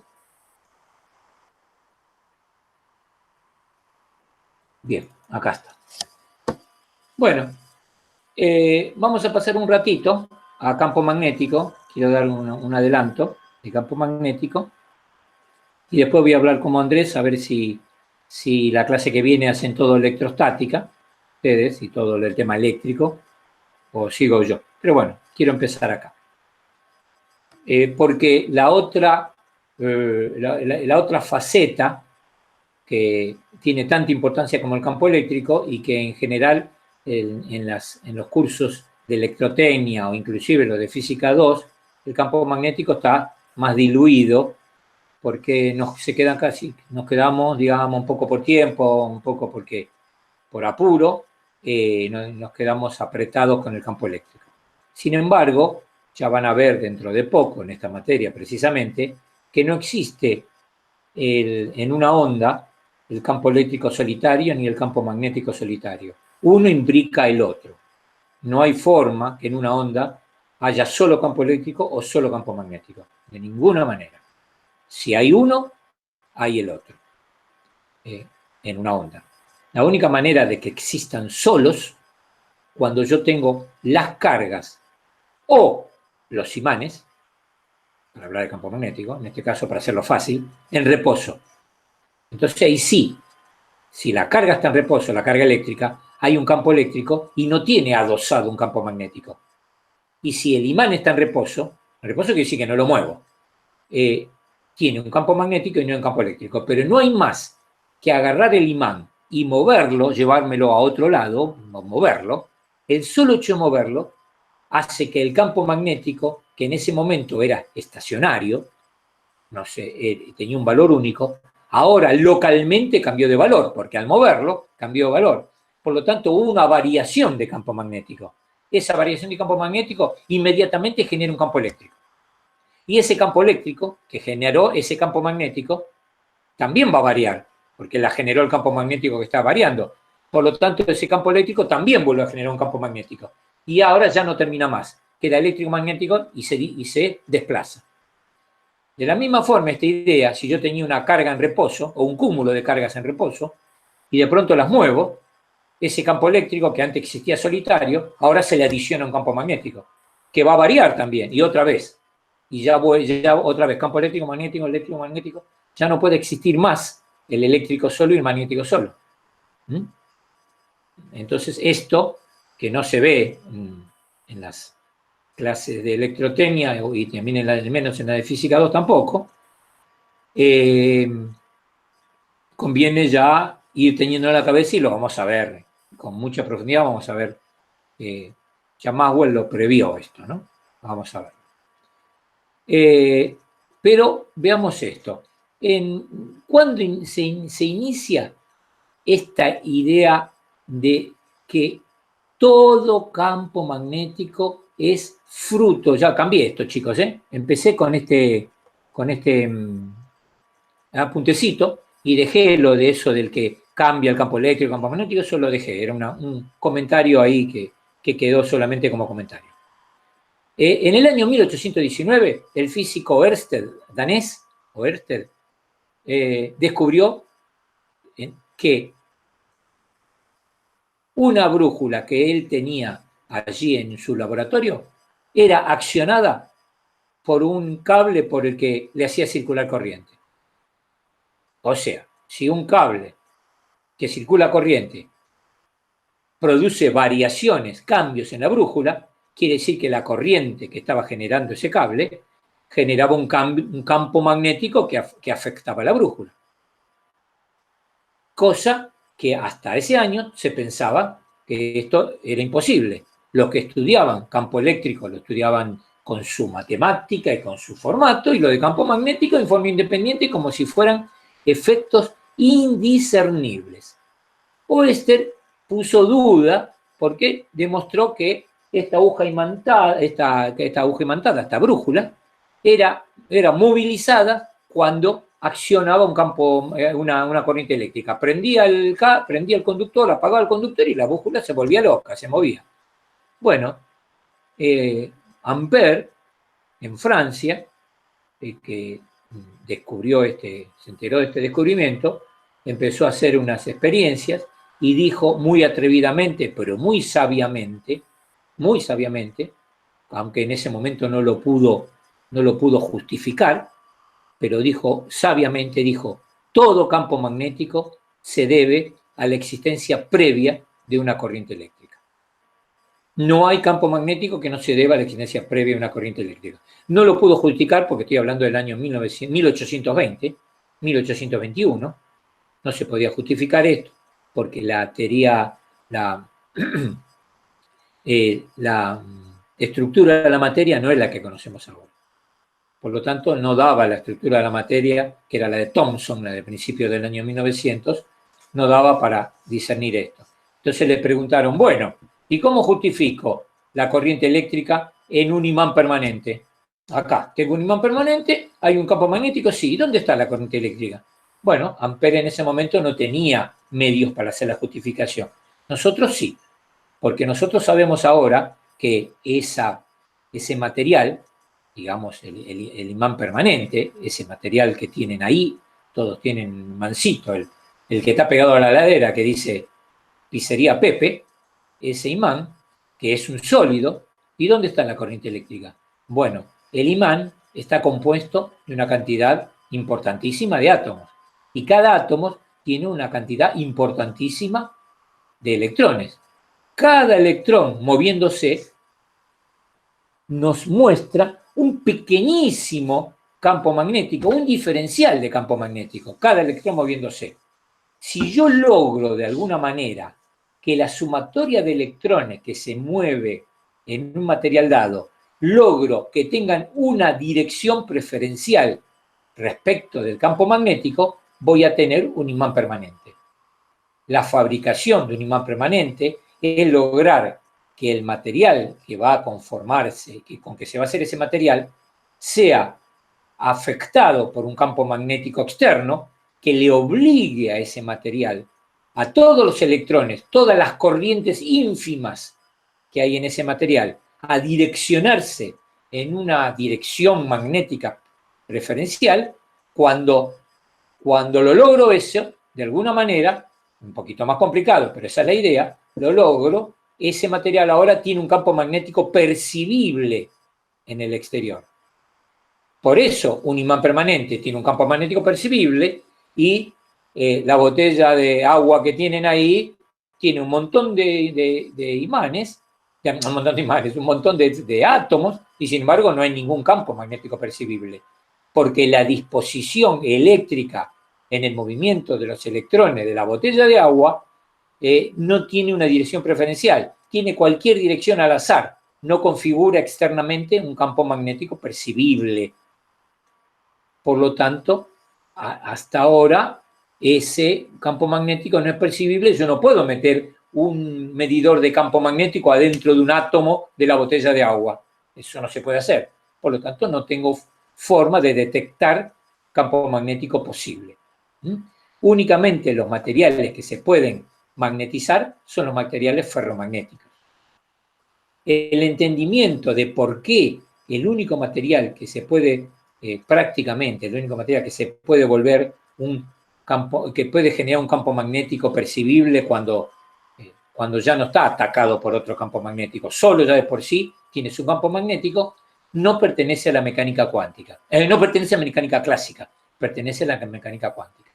La mecánica clásica no me da, la de Newton, Galileo, no me da ninguna explicación de por qué, razonable, de por qué un pedazo de plástico, un pedazo de madera, una botella de yogur, no puede nunca ser un imán permanente. Bien. Por lo tanto,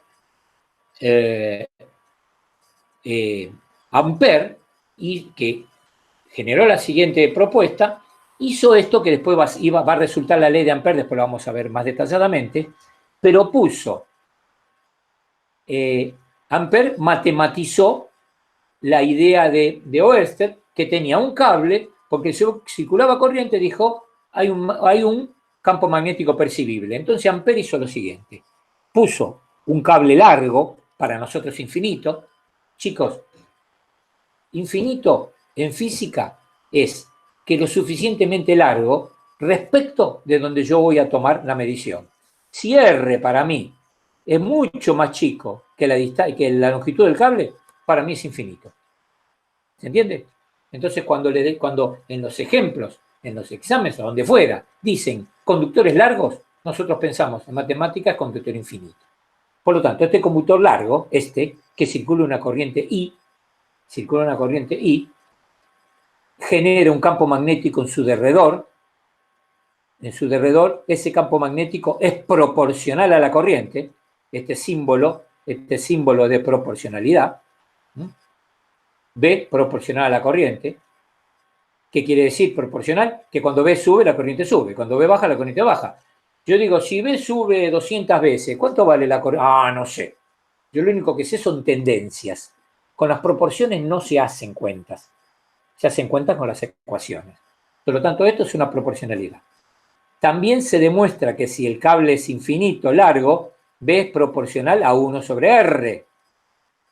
¿Qué quiere decir? Que cuando R aumenta, B disminuye, pero disminuye hiperbólicamente, porque está 1 sobre R. Y también B es proporcional a la permeabilidad magnética del aire o del vacío. Ustedes ya eso sí la deben recordar, después lo vamos a ver un poco en particular. ¿Qué es mu? Mu es la característica magnética de los materiales. La madera, ¿qué característica magnética tiene? El hierro, mu la define. Si tiene subíndice 0, es la permitividad magnética del aire o del vacío, que es prácticamente lo mismo. 4pi por 10 a la menos 7, después la van a ver, no necesitan saberla de memoria. Por lo tanto, entre estas tres proporcionalidades, algo una única proporcionalidad. B es proporcional a la permitividad, directamente proporcional a la permitividad, directamente proporcional a la corriente, inversamente proporcional a la distancia. Para convertir esta proporción en una ecuación, tengo que encontrar la constante que me convierte esta proporción en una ecuación. En el sistema internacional, que es el único que manejamos nosotros, esa constante es 1 sobre 2pi. 1 sobre 2pi. Si usamos otro, el CGS y todas esas porquerías que existían hace mucho tiempo, es otra, pero nosotros vamos a trabajar con el sistema internacional, o el sistema métrico legal argentino, que es el sistema internacional en castellano. Chao, no hay otra historia. Acá la tienen. Ahora tengo la ecuación. Conseguí la ecuación. Ahora sí puedo hacer cálculos. Por lo menos la tengo en forma, se la explicité en forma escalar. Pero esto es un vector. Cálculos puedo hacer. Si sé cuánto vale mu0, que es un dato, 2pi lo conocen, y la corriente en amperes, y R es la distancia en metros, con su índice, si quieren, su múltiplo, si quieren, es la distancia donde se mide el campo. Pero B es un escalar, es un vector. Por lo tanto, tengo que vectorizarlo. Bien, si el cable está en la hoja del papel donde están ustedes viendo en la computadora, digamos que yo hago una circunferencia centrada en el conductor, el campo magnético va a ser el mismo en el valor, en módulo, en toda la circunferencia. ¿Por qué? Porque si veo el módulo de acá, B no cambia, a un arredado no cambia. Pero B no es un escalar, B es un vector. Lo que sí cambia es la dirección y el sentido. ¿Cómo cambia? Con la regla de la mano derecha. Acá está. esta es la regla de la mano derecha. Hay que poner el dedo gordo, el pulgar, en la dirección de la corriente. ¿Lo ven cómo está en el dibujito?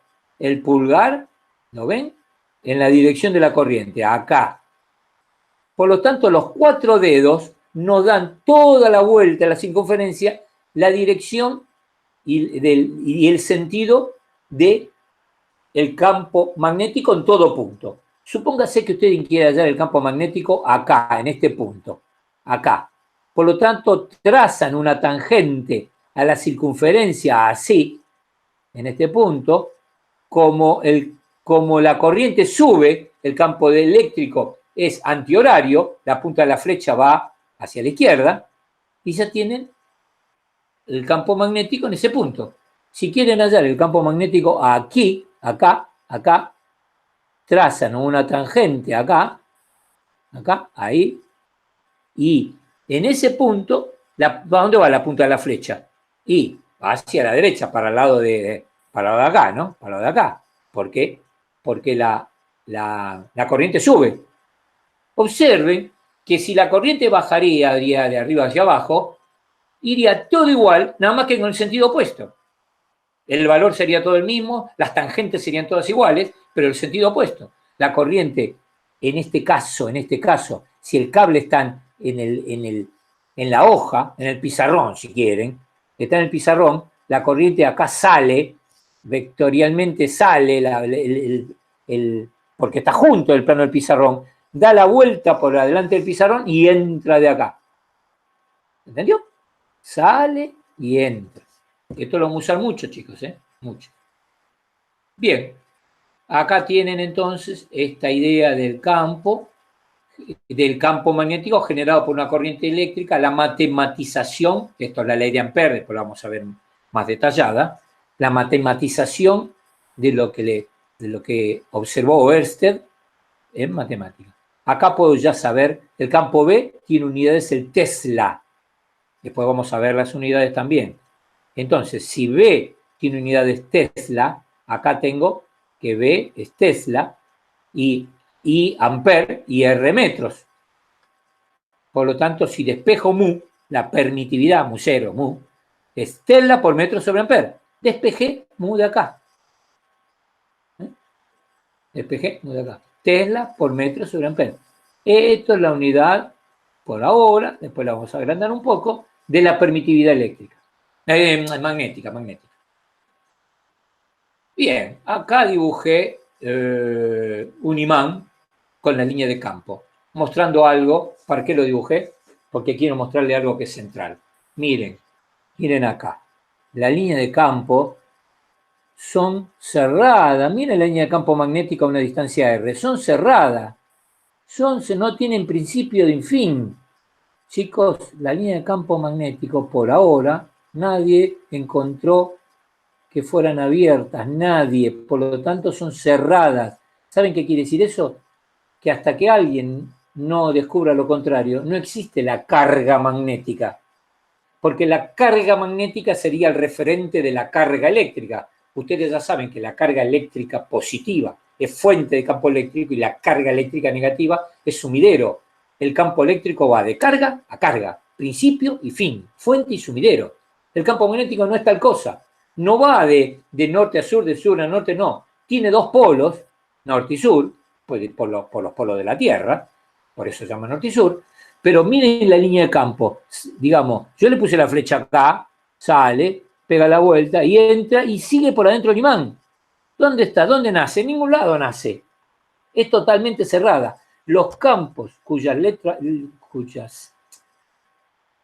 líneas identificativas, los campos cuyas líneas identificativas son cerradas, se llaman campos solenoidales.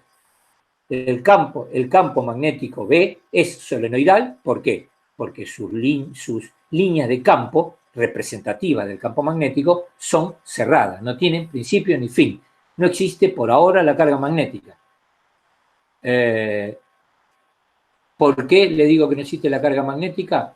Así, por ahora, porque Dirac, que fue uno de los físicos más encumbrados de la mecánica cuántica, prevé en 1931 preveía que que se podía aislar la carga magnética. O sea, ¿qué quiere decir? Vamos a decirlo en un minuto. Si yo ahora vengo acá y con una sierra corto este imán, así, ¿me están viendo lo que estoy haciendo? Corto este imán. Ni bien lo termino de cortar en el último milímetro, acá había un polo sur, ni bien lo termino de cortar, aparece un norte acá. Y acá hay un norte y el otro aparece un sur. O sea, vuelven a reaparecer los polos opuestos.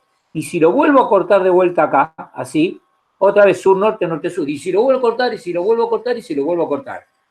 Si yo tengo una hojita de cortar mágica y corto hasta un átomo, se supone que ese átomo tiene un norte y un sur. Un polo norte y un polo sur.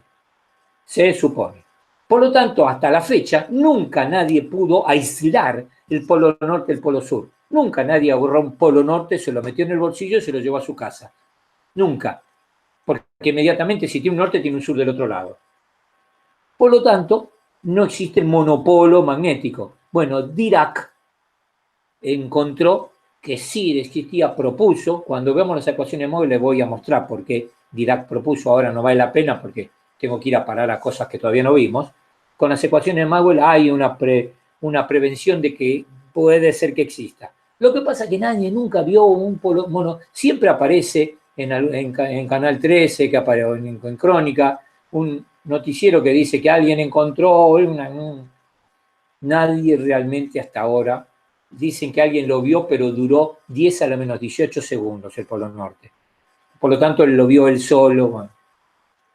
Perfecto. ¿Están de acuerdo, chicos? ¿Hasta acá? Bien. Esto lo vieron de alguna manera en Física 2. Lo que no vieron en Física 2 es que este campo magnético, B, fíjense que tiene que ver con la permitividad magnética, con mu.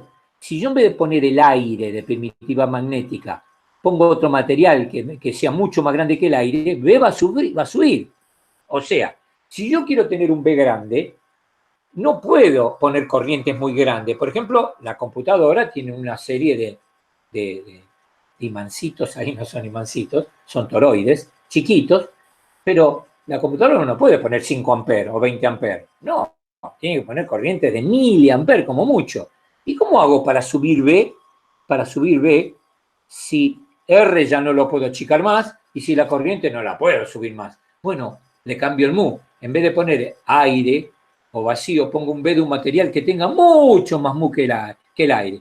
Hay materiales ahora ferromagnéticos que tienen un mu de 100.000, 200.000, 500.000 veces más grande que el aire. Por lo tanto, con la misma corriente hay un B de 500.000 veces más grande. ¿Entiende? Observen que acá B es función del mu que yo le pongo. ¿Qué material le pongo? Bueno, ahí me lo dice. Pero resulta que existe un campo, este se llama B, en general se lo llama campo de inducción magnética, porque tiene que ver con el material que se pone acá, que me va a generar más o menos campo. B es material que le llaman vector inducción magnética. Pero resulta que yo quiero independizarme de B. Entonces, ¿qué hago? Voy a esta expresión y paso mu dividiendo. Si paso mu dividiendo, me quedo con un vector que no depende de... ¿Se acuerdan lo que dijimos antes? Si dividimos a un vector por un escalar, ¿ese escalar siempre es positivo? Sí, porque no existe permitida magnética negativa. Digamos que no existe. Entonces, si divido a B por mu, ¿qué me quedo? Con otro vector que tiene la misma dirección que B, pero que se llama H. Le cambié el nombre, H. Acá está. Entonces, B es mu por H. ¿Ven? O sea, si quieren, B pasaba mu dividiendo. B sobre mu es H. ¿Y qué tiene de particular H? ¿Y H a qué es igual? Y H es igual lo mismo que antes, pero sin B. Me quedaría I sobre R. Y el 2pi también está, ¿eh? I sobre 2pi por R. ¿Se entendió?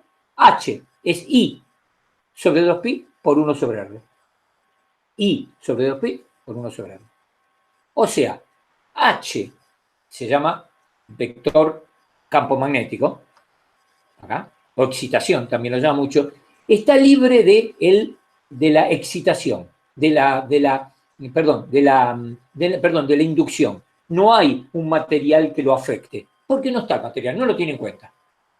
Es como si yo tuviera un campo magnético puro, acá en el aire, y le pongo un material, entonces voy a tener un B, porque ese campo magnético va a atravesar ese material, pero ese material lo va a afectar, sí, porque tiene un mudado.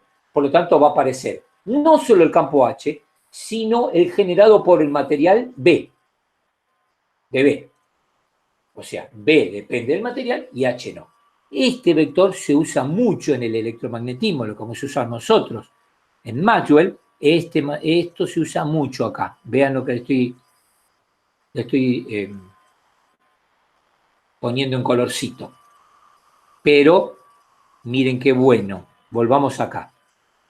Si yo saco mu, y acá, si saco mu de acá, y acá me queda H, ¿cuál es la unidad de H? Mu no está, ¿eh? Es amper sobre metro. Amper sobre metro. ¿Lo ven? H es amper sobre metro. Miren ustedes qué cosa. No hay nada más identificativo para darnos cuenta de que el campo magnético es fruto previamente de una existencia de una corriente eléctrica. H es amper por unidad de longitud. Acá está. O sea, el campo magnético H es debido a una corriente eléctrica. No hay ninguna duda y está en la unidad. Esta es una ecuación, si quieren, estas son ecuaciones que ya no son magnéticas solas o eléctricas solas. La podemos llamar una ecuación electromagnética. ¿Por qué la llamo electromagnética? Porque B es campo magnético, H si quieren, campo magnético en el primer miembro, y del otro lado I es amper, que lo generó una diferencia potencial, B que son volt, o sea, en el segundo miembro tengo campo eléctrico y en el primer miembro tengo campo magnético. Por lo tanto, estas son ecuaciones electromagnéticas. Ya no son independientes, una depende de la otra. Ya no es que el campo magnético hace lo que quiere acá y la corriente eléctrica, la tensión, la diferencia hace lo que quiere, no. Son una de la otra, dependen. Son ecuaciones electromagnéticas de entrada. Bien, chicos, y aquí quedamos y después a fin de semana, a principio de la semana que viene, les voy a decir si vamos a seguir así o vamos a hacer una clase de teoría más o una de problemas y terminamos esto. Por hoy terminamos esto y este que siguen acá es lo que va a seguir si seguimos teoría y lo otro es lo que va a dar Andresito. Chicos, pueden abrir el micrófono, preguntarme si necesita alguna explicación. Pueden abrir los micrófonos. Hablen de a uno a la vez. Hablen un poco más fuerte, porque no sé si tengo bajo. A ver, esperen, a ver si tengo. No, tengo alto. A ver, abre más fuerte. Dígame. Yo quería decir algo de... ¿Hay alguien que quiere decir algo o está susurrando? Yo. Ah, no, vos decime, a ver, dale. Sí, no, yo quería decir algo porque en física 2 no vi muy por arriba campo magnético.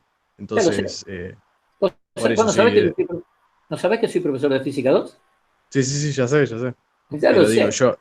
yo vi con mi profesor muy por arriba campo magnético, entonces por eso quería decir que mejor si le damos más tiempo al tema de campo magnético. Le vamos a dar, ya lo sé, todos los años pasa lo mismo. Uno no puede edificar un edificio arriba de arena.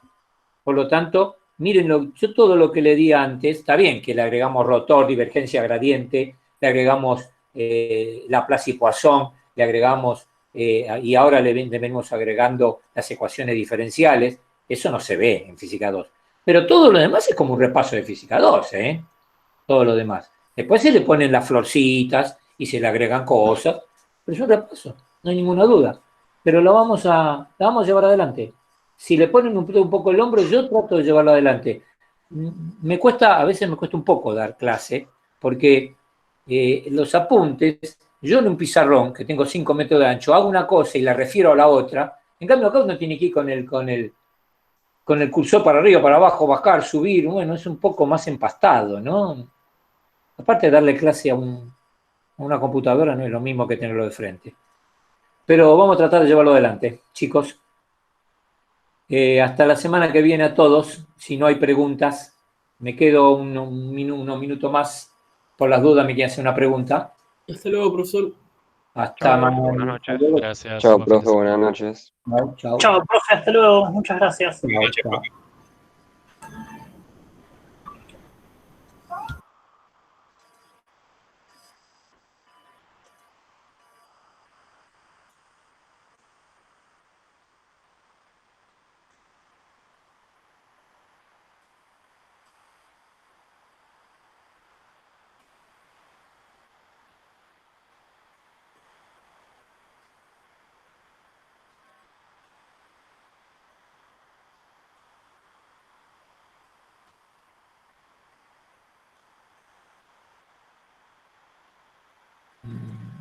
Pelotudo, la puta que lo